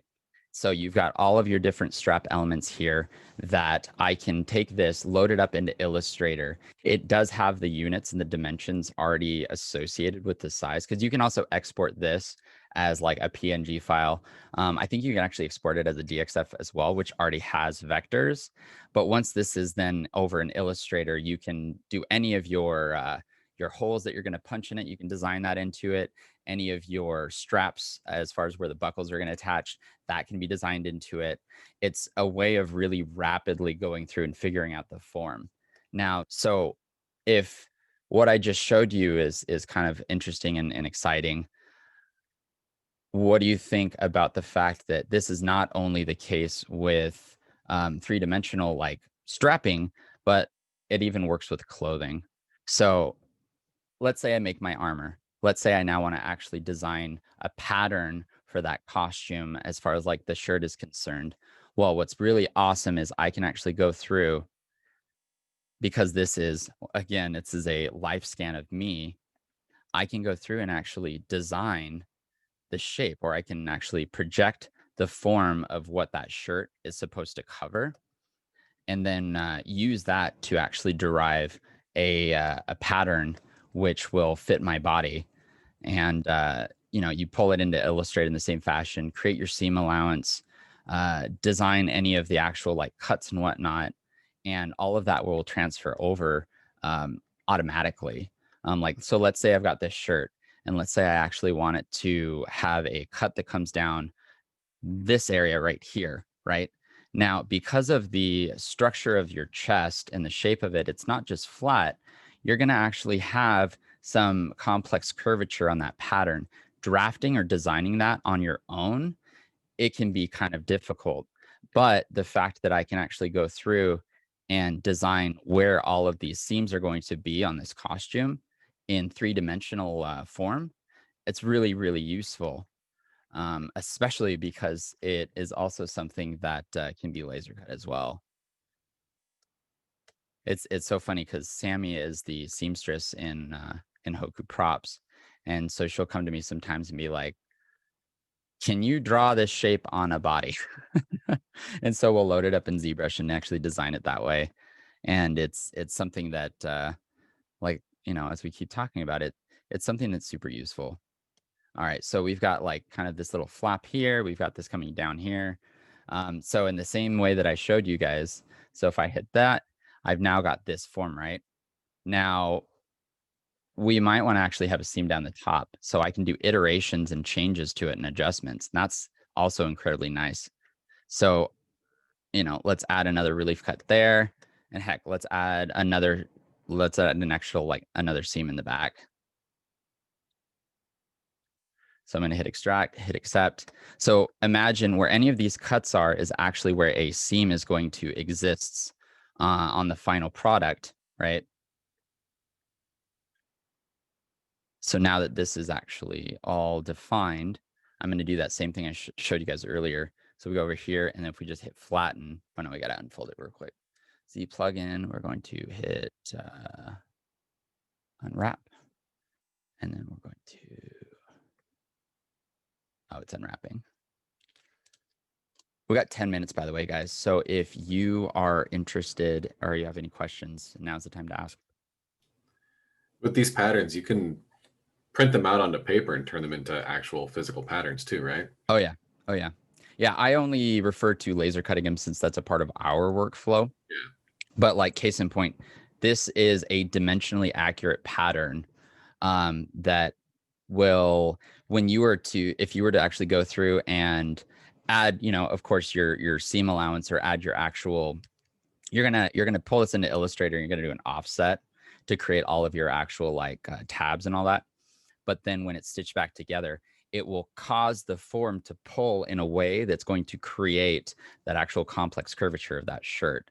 And that's something that, if you ask anybody who makes clothing patterns, can be quite tedious and quite difficult, especially when you've got, some sort of form that is really, really obscure or weirdly shaped.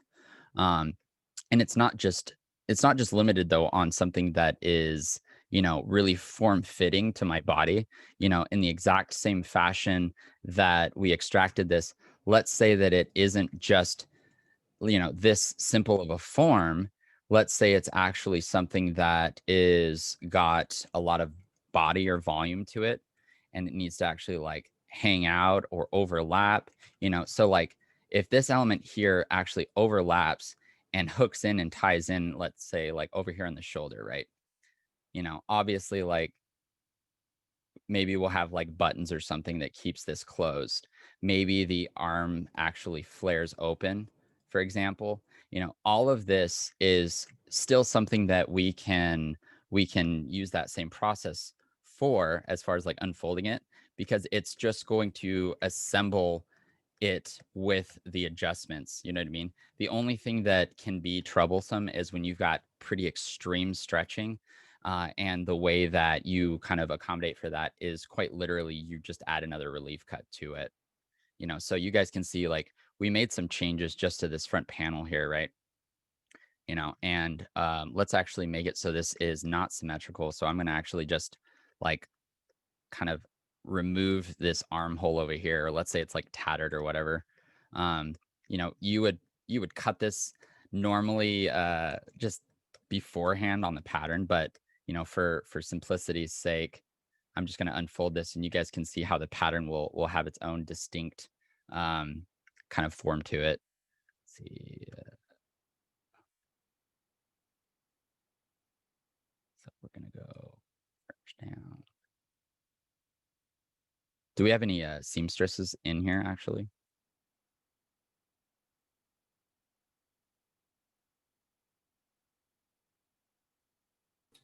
Yeah, post in the chat if you sew.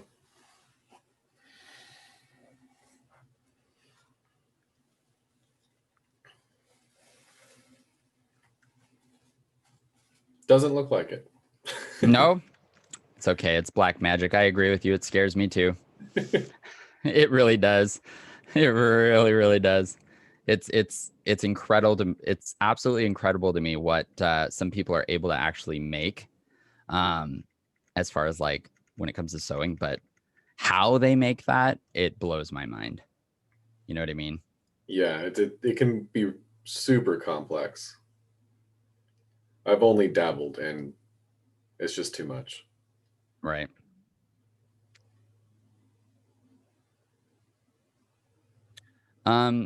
Just so you guys know, I think I've covered the majority of the topics that I really wanted to make sure you saw. So I'm going to just play around with this a little bit more and resolve any kind of outstanding surfaces. But all in all, I just wanted to say, guys, thank you so much for being a part of the session today.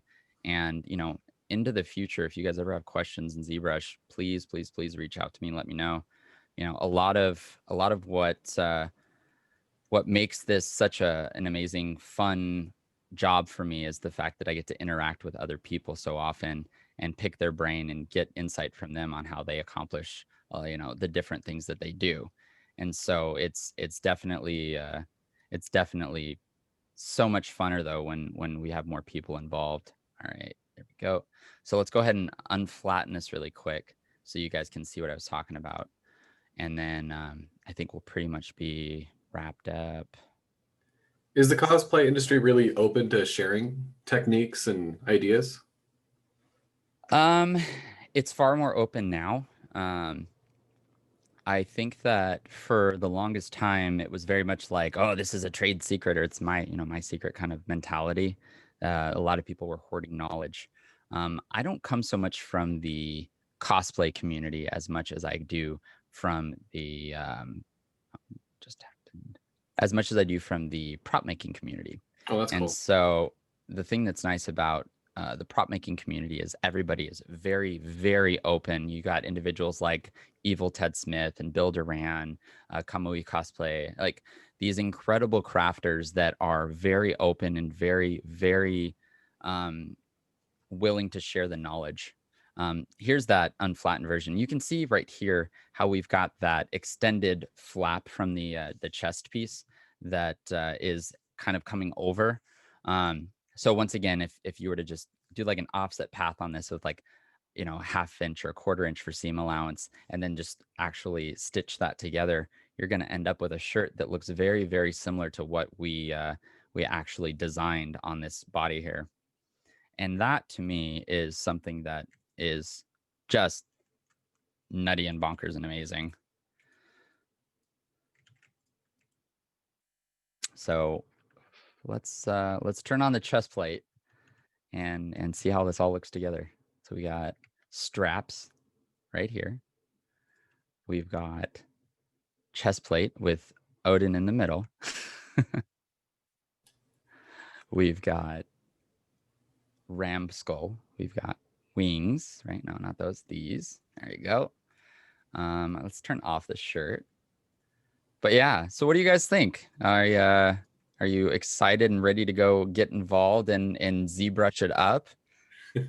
If you guys do start working in ZBrush, and if you make anything really cool, please, you know, hit me up and show me what you guys are doing, because it's you know, when I mentioned earlier that I like to teach people, it's also because oftentimes they end up teaching me too. So Yeah, that's usually how that works. It's fun when you teach people. You always learn something. yeah. Jonathan wants to know what tablet you're using. Oh yeah. So for anybody who's interested in my setup here, I am using the Wacom Cintiq 27 QHD. It's not the touchscreen version. I find that the touchscreen feature is actually problematic for me because of my depth perception issues. Mm-hmm. You know, if I could really stress the importance of this, guys, you know, the tablet that you're using for a lot of your digital artwork, it is going to really expedite how you work. I know a lot of people that are still trying to sculpt and use Photoshop and stuff with a mouse, and it's going to really slow down what you're doing. Wacom has honestly just done a really good job as far as like really helping the industry, but also opening avenues. The what is it, the Wacom One, your guys' new graphic tablet? I Yeah, can't yeah. believe how nice that thing is, at the price point that you guys sell it at. It's, if you guys don't know what I'm talking about, I think there's it's either 300, is it $350 or $300 or $400? You're asking the wrong person. Goes and checks. Suffice to say, it is an incredibly inexpensive graphics tablet. There's two types of tablets that we've used for digital art, and the original one would basically be a pad that you would then draw on, and you would watch your monitor. Mm-hmm. And while that works really well, and it's really good, like the Bamboo and the Intuos tablets are really good to start with. At one point, if you find yourself, you know, doing a lot of digital work, the upgrade from the traditional pen tablet stylus like style to the actual screen display style or tablets, it is such an incredible change, as far as like your ability to just hand-eye coordination is no longer a thing. You just get in there, you start working. So often what I find is people are really being inhibited, as far as their workflow is concerned, when they are using technology or devices that that can only work at you know, at such a speed.